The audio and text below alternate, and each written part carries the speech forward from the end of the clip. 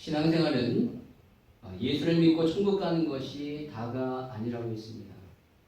천국 가는 것은 예수를 믿으면 자연스럽게 주어지는 하나님의 은혜이지 그것을 전부로 알고 살아가서는 안 됩니다. 하나님은 구원받은 우리가 이 세상 가운데 세상을 정복하고 다스리기를 원하십니다. 여기서 정복하고 다스린다는 것은 물리적인 측면에서의 의미가 아니라 영적인 측면에서의 의미죠. 즉 죄와 사탄과 맞서 싸워 승리하고 이 어려운 세상을 복음의 빛으로 밝히 비침으로 하나님의 선한 영향력을 끼치는 그런 삶을 살기를 원하십니다. 이제는 더 이상 우리가 세상 가운데 비실비실한 그러한 삶이 아니라 그런 약골이 아니라 세상을 이기는 영적 강골이 되기를 원하십니다. 여러분 그렇게 되기 위해서는 어떻게 해야 할까요? 바로 성령 충만함 받아야 합니다. 사실 우리는 이 세상을 이길 만한 힘이 없어요. 마음은 그렇게 되기를 원하지만 우리의 연약한 육체로 말미암아 우리를 둘러싸고 있는 모든 환경과 사건, 사람들로 인하여 우리는 너무나도 쉽게 넘어지고 깨지게 됩니다. 그것이 우리의 현실이에요.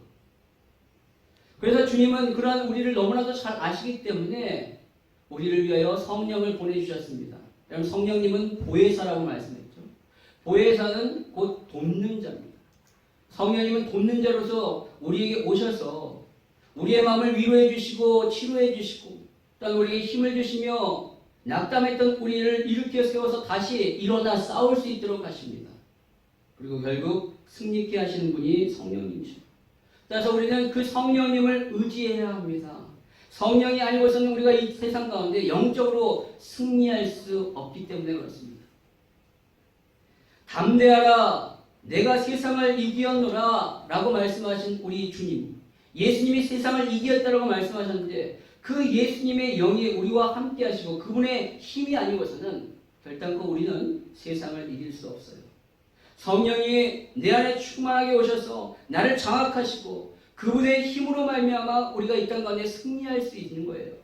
그것이 바로 성령 충만한 삶입니다. 저는 여러분의 삶이 그런 승리하는 삶이 되기를 원합니다.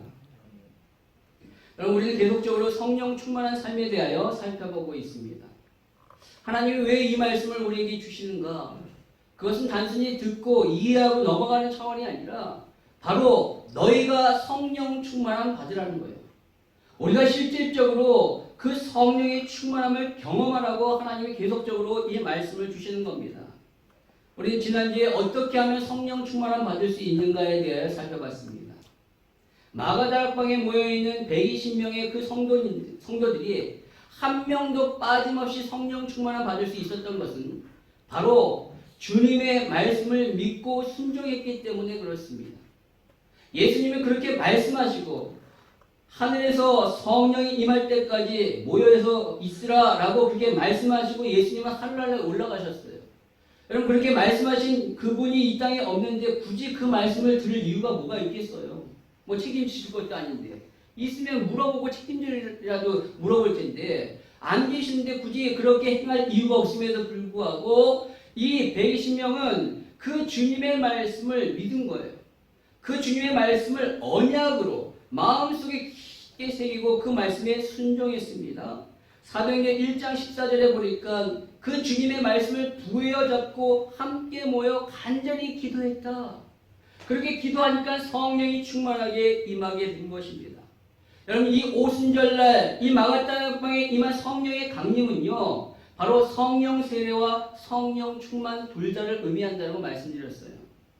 하나님은 이 땅에 성령이 임하시는 것을 우리가 확실히 알 수 있도록 성령이 임하신 가운데 소리로 들리게 하시고 눈에 보이도록 하신 거예요. 바람과 같이 그런 소리가 나게 하고 그리고 불과 같이 그렇게 보일 수 있도록 확실히 누구나 다 알 수 있도록 성령이 오셨다는 것을 알리기 위하여 초자연적인 역사 가운데 그렇게 마가다락방에 성령을 보내주셨어요. 따라서 이거는요 역사상 단 한 번 일어나는 단회적인 사건입니다. 더 이상 이와 똑같은 사건은 일어나지 않아요. 성령을 보냈다라는 것을 보여주시기에. 그러나 여러분 오늘날에도 성령을 간절히 사모하고 성령 충만함을 받는 사람에게는 이와 비슷한 성령의 체험을 하게 된다는 거예요. 성령의 임재를 경험하게 됩니다. 저와 여러분은 이제 예수를 믿어 성령의 세례를 받았어요. 성령이 오셔서 성령의 세례를 받았다면 이제 우리에게 남은 것은 뭐냐? 성령 충만함입니다. 성령 충만함 받으면 되는 거예요. 여러분, 성령 세례는요 일생에 단 한 번 받습니다. 그러나 성령 충만함은요 날마다 계속적으로 받아야 돼요. 작년에 성령 충만했다고 해서 올해도 성령 충만한 것이 아니에요. 한 달 전에 성령 충만함 받았다고 해서 지금도 성령 충만하지 않습니다. 시간이 지나면서 여러 가지 사건과 환경 가운데 그 성령 충만함이 사라질 수 있다는 거예요. 여러분, 저는요 지난 락다운 마지막 2주 동안에 성령 충만함을 강하게 체험했습니다. 말씀과 기도를 통하여 성령의 제 안에 충만하게 임재하셨고요.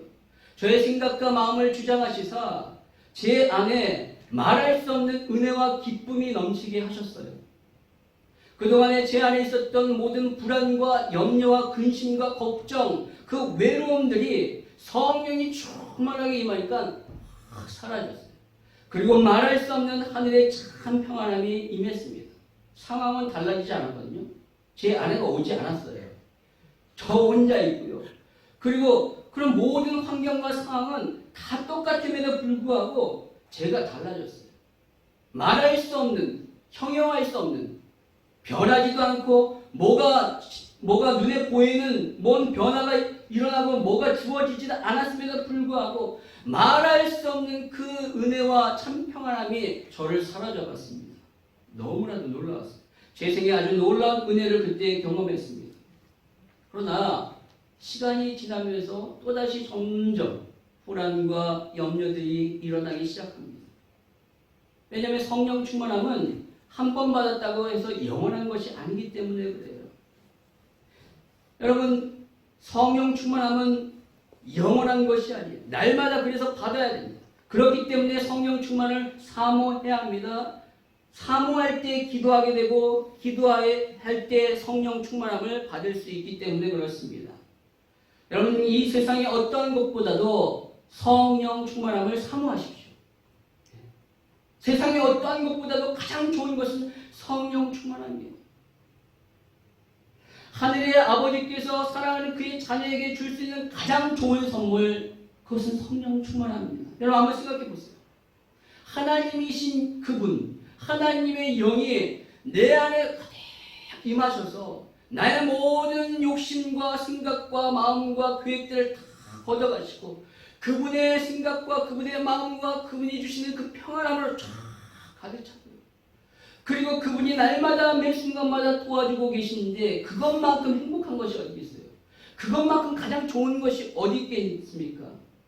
여러분, 성령 충만함은요 어떠한 문제 앞에서도 낙심하지 않습니다. 하나님이 원하시는 일을 위하여 살아갈 수 있는 거예요. 우리의 삶은요 문제투성입니다. 문제가 없을 수 없어요.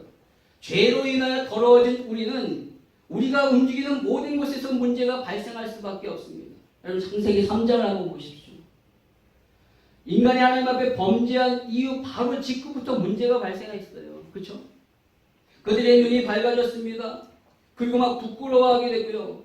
그 안에 수치심이 생기게 됩니다. 예전에는 벗었을 때는 아무 거리낌이 없었는데 이제 그 벗은 것이 너무나도 수치스럽고 불편하고 싫게 되는 겁니다. 마음에 문제가 오게 됐어요. 그래서 무화과 잎으로 자기를 가리게 됐죠. 또 예전에는 하나님과 늘 동행하면서 교제했어요. 너무나도 행복했는데 하나님 앞에 범죄한 이후 하나님을 피해 숨었습니다. 이제는 하나님이 무섭고 싫은 거예요. 영적인 문제가 오게 됩니다. 하나님의 관계가 깨지게 된 거예요. 그리고 남자는 여자에게 또 여자는 그 뱀에게 짐승에게 핑계를 대어 사람과 사람 사이의 관계가 그리고 사람과 동물 사이의 관계가 다 깨져버립니다. 관계에 문제가 왔어요. 뿐만 아니라 이 자연은 죄로 인하여 오염되어 더 이상 우리가 원하는 대로 결실을 맺지 못하는 그런 상황에 오게 된 것입니다. 여러분, 이 타락의 효력은요 지금 저와 여러분의 삶 가운데 계속 이어지고 있어요. 아담의 후손인 타락한 저와 여러분들이 움직이는 모든 것에서 문제가 발생하게 되고요. 그로 인하여 우리는 괴로워하고 힘들어할 수밖에 없습니다. 여러분, 이것에서부터 자유로울 수 있는 사람이 단 한 사람도 없어요. 그러나 성경은 여기서 자유할 수 있는 길이 있다라고 말합니다. 그것이 바로 예수 그리스도를 믿고 성령 충만함 받으면 됩니다. 할렐루야. 우리는 우리의 문제는 뭐냐면 문제 자체에 있는 것이 아니라 그 문제, 우리의 마음이 빼앗기는 것이 문제입니다. 문제의 마음이 빼앗기면 너무나도 괴롭고 힘들어요. 그 문제가 해결되지 않는 이상 우리는 계속적으로 괴로울 수밖에 없습니다. 설령 그 문제가 해결됐다 할지라도 또 다른 문제가 안 올까요? 방금 말씀드렸듯이 우리의 삶은 모든 것이 문제투성인데 그 문제가 해결되면 더 큰 문제가 올 수 있습니다. 그러면 그때마다 괴로워하겠습니까? 성경은 그것에서 벗어나라 라고 말하고 있어요. 그래서 벗어나는 길은 바로 예수를 먼저 믿고 성령 충만함 받는 거예요. 우리가 성령 충만함 받을 때 그 문제는 더 이상 문제가 아니게 되는 거예요. 왜냐하면 나의 마음이 그 문제에게서 떠나 하나님의 뜻에 집중하기 때문에 그렇습니다. 여러분, 그것이 바로 성령 충만한 상태예요. 오늘 본문에 나와 있는 이 사람들의 모습이 그랬다는 거예요. 여러분, 이 마가다락방 이 성도님들의 상태가 지금 그렇다는 것입니다. 그런데 여러분, 이들이 지금 겪고 있는 상황은 어떠한지 아십니까? 아주 위험한 상황이에요. 굉장히 심각한 상황입니다. 오늘 본문의 배경은 이렇습니다. 오순절 마가다락방에 성령이 강하게 임하십니다. 충만하게 임하자 다른 곳에서 살고 있었던 유대인들, 그 오순절을 맞이해서 명절을 지키기 위하여 왔던 그들이 그것을 보고 깜짝 놀랍니다. 그러자 베드로가 일어나 설명을 하는 거예요. 자, 너네들이 생각하는 것만대로 우리들이 술 취한 것이 아니다. 이것은 바로 구약 요엘서에 예언된 하나님의 말씀이 이루어지는 것이다. 그 말씀의 성취의 현장이다. 너희도 바로 예수를 믿고 회개하면 성령을 선물로 받을 수 있다라고 이렇게 얘기합니다. 그러자 거기에 모여있던 3,000명이 그 말씀을 듣고 예수를 믿고 회개하여 세례를 받습니다. 이렇게 주의 교회가 처음으로 복음의 말씀을 힘있게 증거하고 많은 결신자들이 생기게 되었습니다. 이것이 바로 사도행전 2장의 말씀이죠. 그리고 넘어가서 사도행전 3장에 보면요, 베드로와 요한이 기도하기에 성전에 올라갈 때 성전 미문에 앉아 있었던 안진뱅이가 일어나는 놀라운 역사가 일어나요. 예수 그리스도의 이름으로 선포했거든요. 그들이 그 안진뱅이가 그 베드로와 요한에게 뭔가를 얻기를 구걸하고 있는데 그 베드로와 요한이 그 안진뱅이에게 내게는 은과 금이 없거니와 내게 있는 것으로 내게 주노니 곧 나사렛 예수 그리스도의 이름으로 일어나 걸으라 라고 그리스도의 이름으로 선포했을 때 그가 일어나는 놀라운 기적이 일어나게 된 것입니다. 그러면 이 놀라운 기적으로 말미암아 사람들이 솔로몬 행각에 쫙 모이게 됐어요. 그러면서 그들을 막 칭송합니다. 그러자 베드로와 요한이 아니다. 우리의 개인의 경건의 능력으로 한 것이 아니라 예수 그리스도의 이름으로 이런 일이 벌어졌다. 바로 그리스도께서 하셨다라고 하나님께 영광을 돌립니다. 그리고 거기에 모인 사람들에게 복음을 전하자 그 말씀을 듣고 남자만 5,000명이 예수를 믿었다라고 말합니다. 그런데 그것을 지켜보고 있었던 제사장들과 사두개인들이 시기와 질투가 일어난 거예요. 이 베드로와 요한을 잡아서 하룻밤 가둬버리고 다음날 그들을 신문을 합니다. 그러자 거기서 또 베드로와 요한이 하나님의 말씀을 담대히 전합니다. 그 얘기를 듣자 이들은 무식한 자들인데 어떻게 이런 얘기를 할 수 있을까? 라고 그들이 깜짝 놀라면서 더 이상 그들을 가두어둘 수 있는 이유가 없기 때문에 그들을 내보내는데 예수의 이름으로 더 이상 말하지 말고 행하지 말라라고 경고하고 위협하면서 그들을 내보냅니다. 그리고 나서 이 베드로와 요한이 사도들이 모여 있는 곳에 온 거예요. 그것이 이 장면입니다.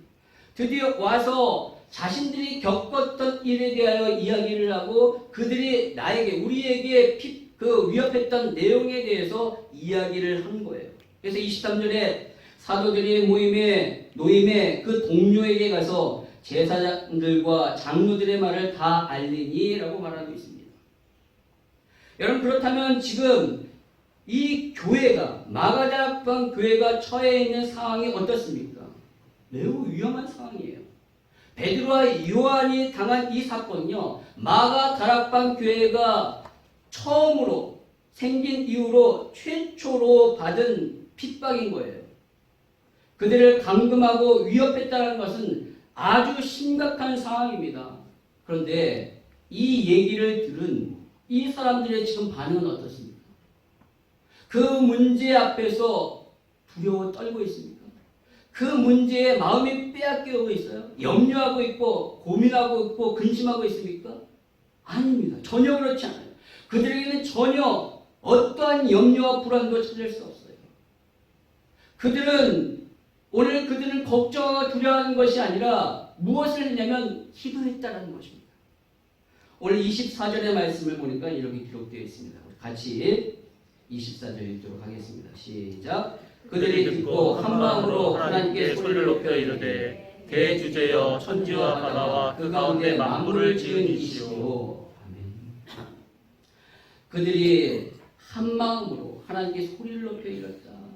바로 기도했다는 겁니다. 바로 24절부터 30절 말씀이 그들이 기도한 내용이에요.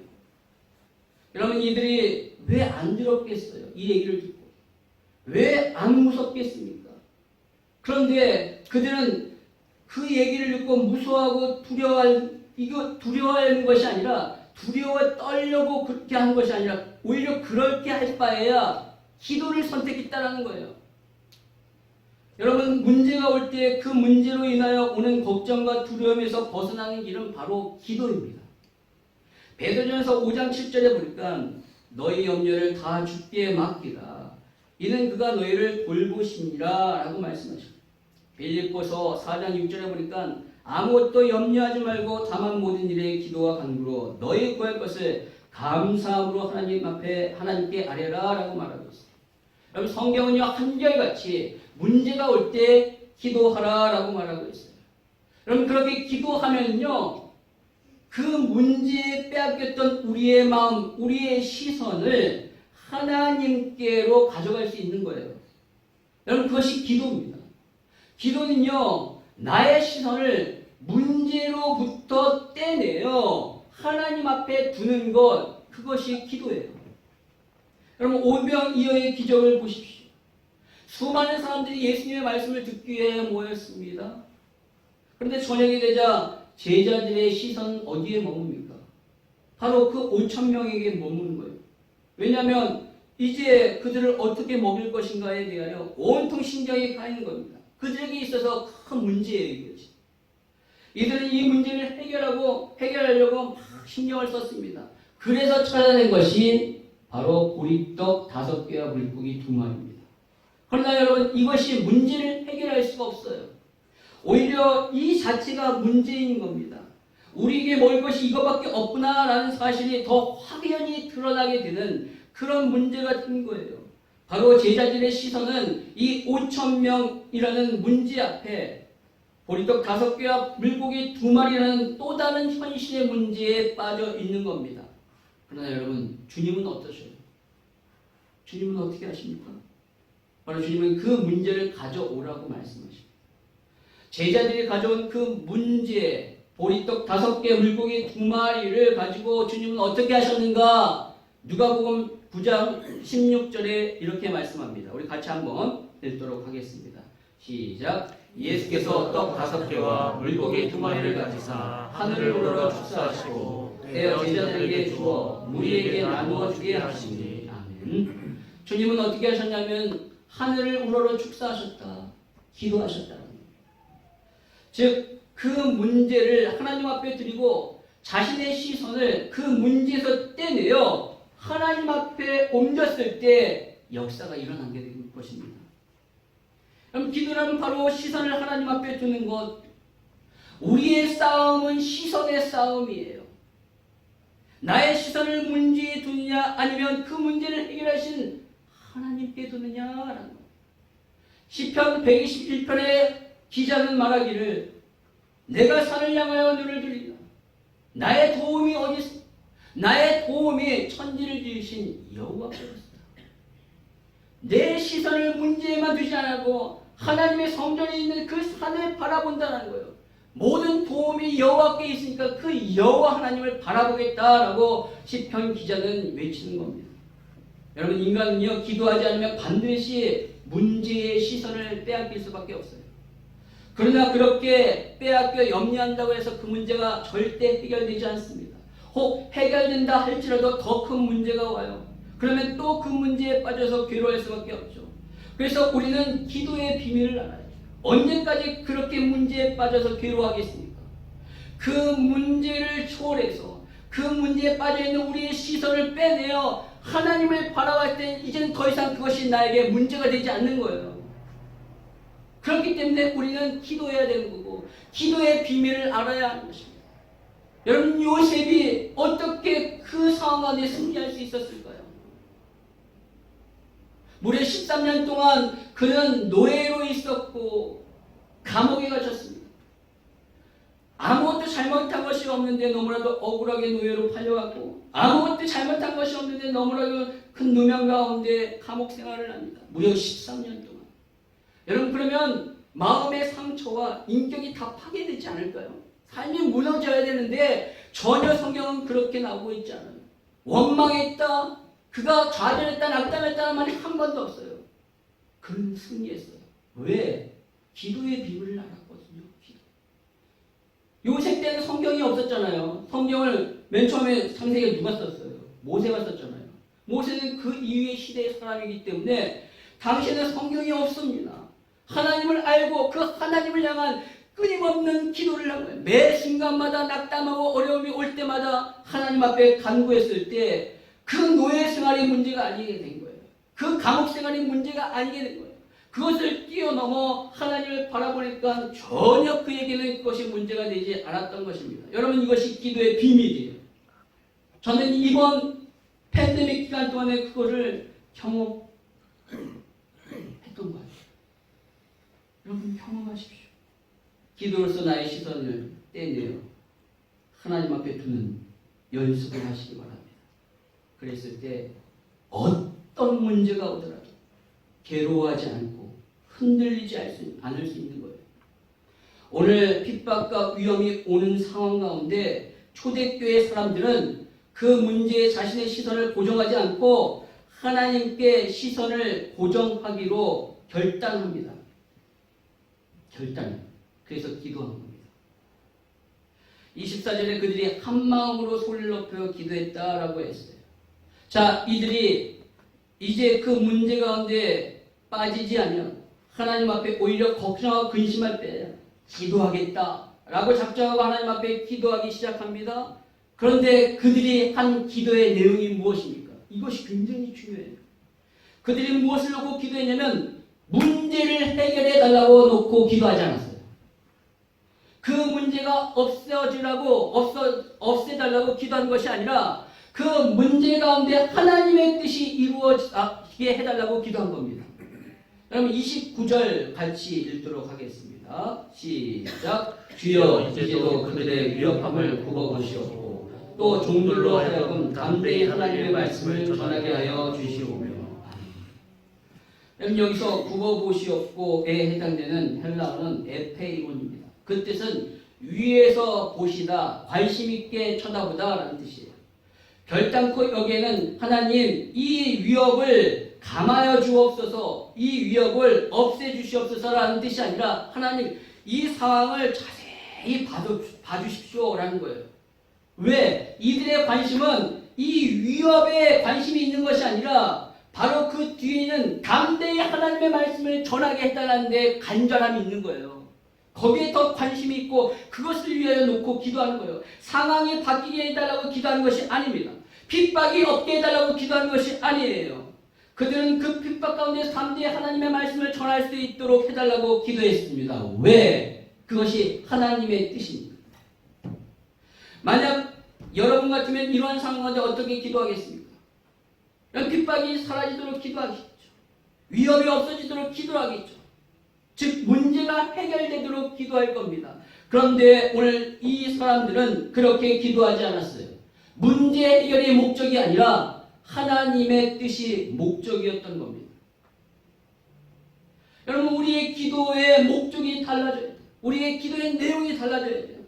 우리의 목적이, 우리의 기도가 그 목적이 문제 해결이 아니라 만사형통이 아니라 하나님의 뜻이 이루어지는 것이 되어야 하는 것입니다.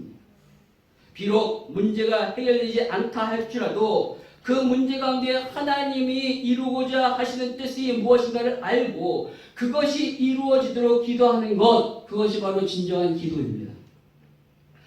예수님의 그 겟세마네에서의 기도가 그러했잖아요. 하나님, 할 수만 있으면 이 잔을 면하게 주십시오. 지나가게. 그러나 나의 원대로 마옵시고 하나님의 뜻대로. 결국 예수님은 그 하나님의 뜻을 따랐습니다. 문제가 있어요. 근데 그 문제 속에서 하나님의 뜻을 이루셨어요. 그러나 여러분, 슬퍼하지 마십시오. 그 뒤에는 부활의 영광이 있었던 것입니다. 문제가 해결되지 않는 것이 실패한 인생이 아니라 나의 삶 가운데 하나님의 뜻이 이루어지지 않는 것이 실패한 인생이에요. 반대로 문제가 있다 할지라도 하나님의 뜻이 이루어진다면 성공한 인생이 되는 겁니다. 저는 여러분이 그러한 인생이 되기를 바라요. 하나님의 뜻을 이루는 그러한 삶이 되시기를 주님의 이름으로 축원합니다. 여러분, 이들이 이렇게 기도를 드렸어요. 어떻게 이런 기도를 할 수 있을까요? 어떻게 이러한 상황 가운데 하나님의 말씀을 담대히 전하게 해달라고 핍박이 없어지도록 기도하는 것이 아니라 그 상황 가운데 하나님의 말씀을 담대히 전할 수 있도록 기도하려고 그렇게 기도할 수 있을까요? 여러분, 그것은요, 이들이 말씀을 잘 알았기 때문에 그래요. 그들이 지금 처한 상황, 지금 일어나고 있는 일들이 어떤 것인지 그들은 정확하게 영적인 눈으로 말씀을 통하여 진단했을 거예요. 지금 이렇게 핍박이 일어날 수밖에 없는 것, 말씀을 통하여 핍박이 일어날 수밖에 없다는 것을 안 거예요.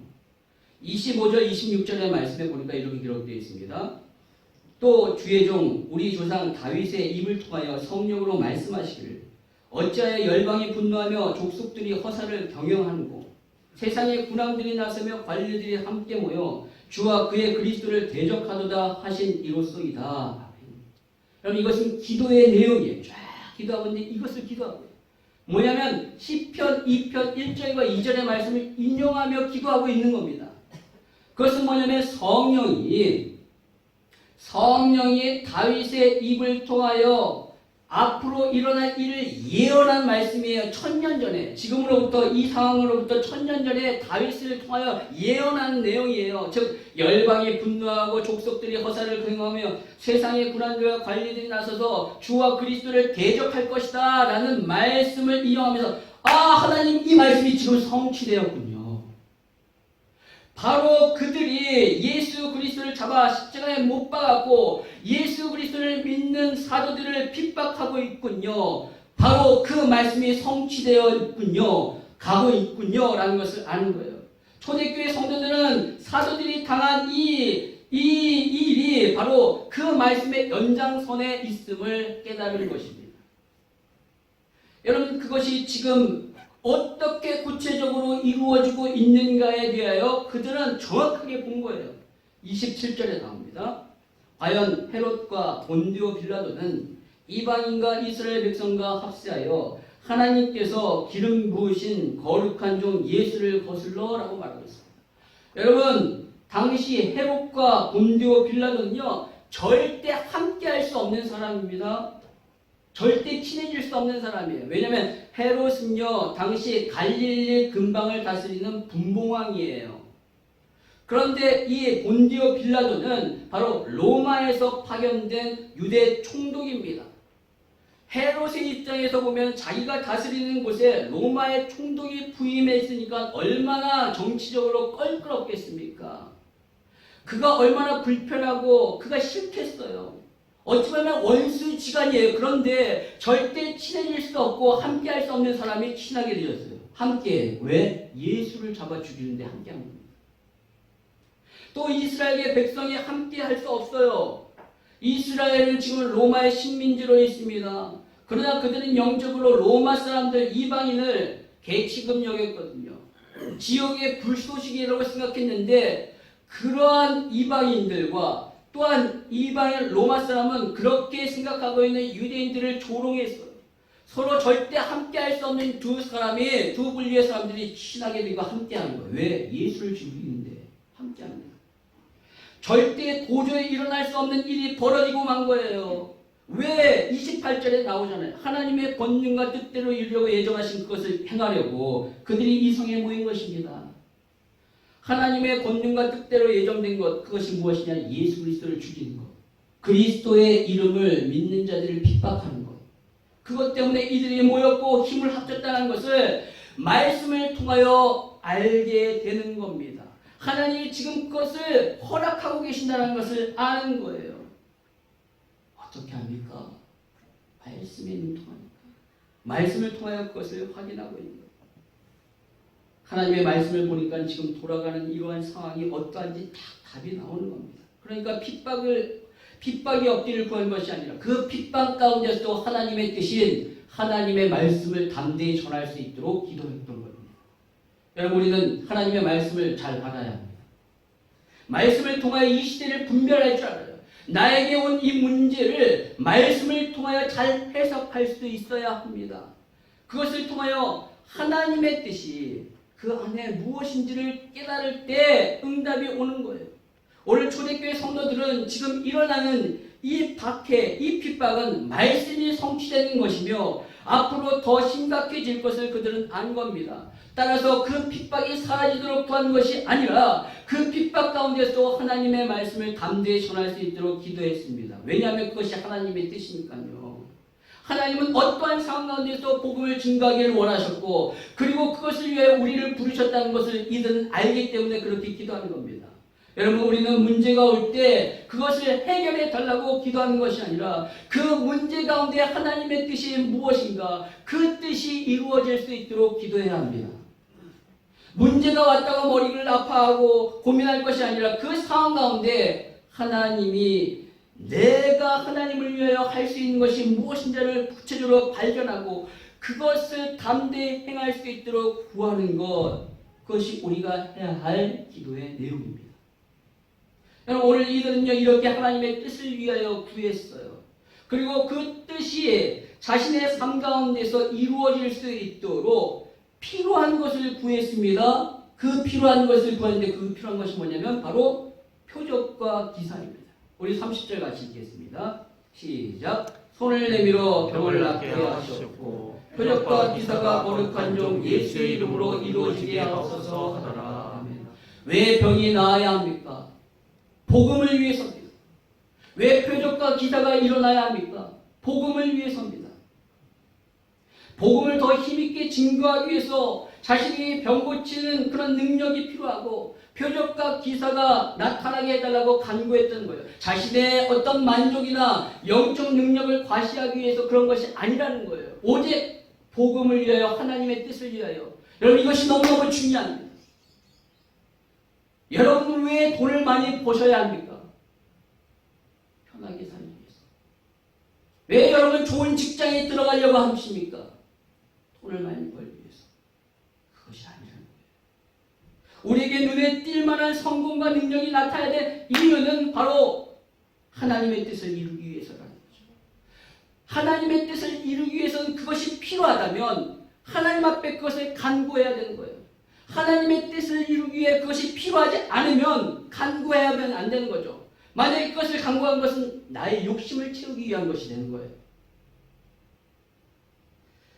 하나님의 뜻을 이루기 위해서 돈이 필요하다면 돈을 간구하십시오. 하나님의 뜻을 이루기 위하여 지혜가 필요하다면 지혜를 간구하시고 하나님의 뜻을 위하여 성공과 능력이 필요하다면 그것을 간구하십시오. 오늘 초대교인들이 그렇게 구했다라는 거예요. 그와 마찬가지로 저와 여러분도 하나님의 뜻을 위하여 필요한 것을 간구하십시오.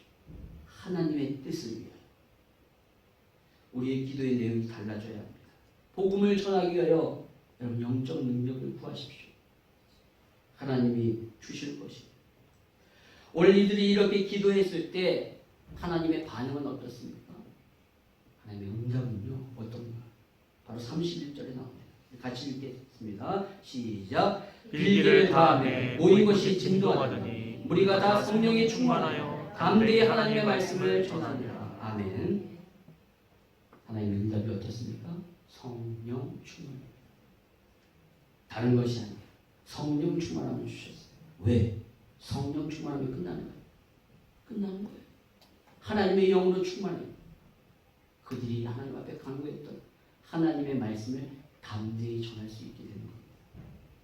그럼 오늘 여기에 모여서 하나님 앞에 기도하는 이 사람들은요, 오순절 마가 다락방을 경험한 사람이에요. 곧 성령 충만함을 경험한 사람입니다. 그런데 그들이 하나님 앞에 기도하니까 또 하나님이 성령 충만함을 주셨어요. 왜? 성령 충만함은 날마다 받아야 돼요. 성령 충만함은 한 번 받아서 끝나는 것이 아니라 계속적으로 받아야 하는 거예요. 우리 안에 계신 성령님이 날마다 지속적으로 충만해 있을 때 우리는 하나님의 뜻을 이룰 수 있게 되는 것입니다. 여러분, 하나님이 주시는 최고의 선물인 성령 충만함을 받으십시오. 받으십시오. 사모하십시오. 다른 것보다 가장 좋은 그 성령 충만함을 사모하시고 받으시기 바랍니다. 여러분의 문제는 이제 문제가 아니게 되는 거예요. 성령 충만함. 그 기도할 때, 하나님 앞에 기도할 때 여러분의 문제는 그 문제가 아니라 그 문제 너머에 있는 하나님의 뜻을 발견하게 되는 것이고, 그 뜻을 위하여 내가 무엇을 해야 할지를 알게 되며, 그것을 위하여 필요한 것이 무엇인지를 하나님 앞에 간구할 때 하나님께서 응답하실 줄 믿습니다. 이것이 성령 충만한 삶의 모습입니다. 오늘 이렇게 기도했던 이 사람들은 성령 충만했던 사람이에요. 또 이렇게 기도하니까 성령 충만함을 받고 있는 것입니다. 저와 여러분이 그와 함께 그처럼 하나님 앞에 성령 충만함을 날마다 경험하기를 원합니다. 여러분, 우리 모두 기도합시다. 기도하셔야 돼요. 말씀을 구하고 기도하십시오. 더 이상 문제 허덕이지 말고 그 문제를 해결하실 하나님을 바라보십시오. 그러면 기도 가운데 성령 충만함을 경험하시게 될 것입니다. 성령 충만하여 하나님의 뜻을 이루는 저와 여러분이 되기를 바랍니다. 그럼 다시 한번 말씀드립니다. 성경은요, 이론이 아니라 증거입니다. 성령은요, 개념이 아니라 체험입니다. 기도로서 성경이 사실이고 성령이 실제 일을 경험하는 저와 여러분의 삶이 되기 주님의 이름으로 축원합니다.